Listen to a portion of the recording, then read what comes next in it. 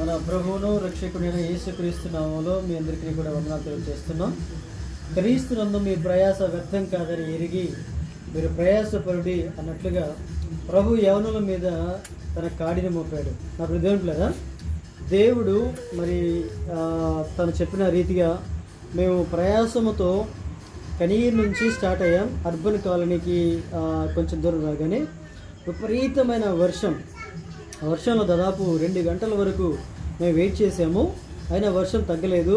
So మరి నాతోటి సహోదరుడు ప్రసాద్ చల్లగిరి నుంచి వచ్చాడు. మరి ఒక బైక్ వస్తున్నాం. సో బాగా వర్షం మరి కూడా లెక్క చేయకుండా మరి ప్రభు కొరకైనా మరి కార్యము జరిగించడానికి రసీదుపురం వెళ్తున్నాం. మరి రసీదుపురం వెళ్ళే మధ్యలో బాగా తడిచిపోయాం, ఇవంతా తడిచిపోయాం. సో ప్రసాద్కి ఒక మంచి ఆలోచన చూడండి, బాగా తడిచిపోయాం, అంతా కూడా తడిచిపోయాం.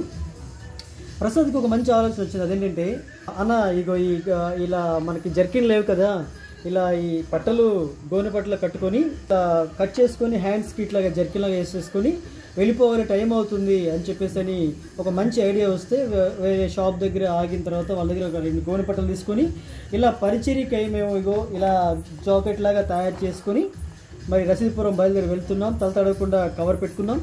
సో అలాగే ఇదంతా కూడా తడిచిపోయింది, కింద వరకు బాగా వెట్టయి ఉన్నాం. ఆయన కూడా ప్రభు పరిచర్యకై ఇలా ప్రయాసపడుతున్నందుకు ఆయన మాకిచ్చిన ఈ ధన్యత కొరకు దేవునికే స్తోత్రం కలుగును గాక. ఆమేన్ ఆమేన్ ఆమేన్.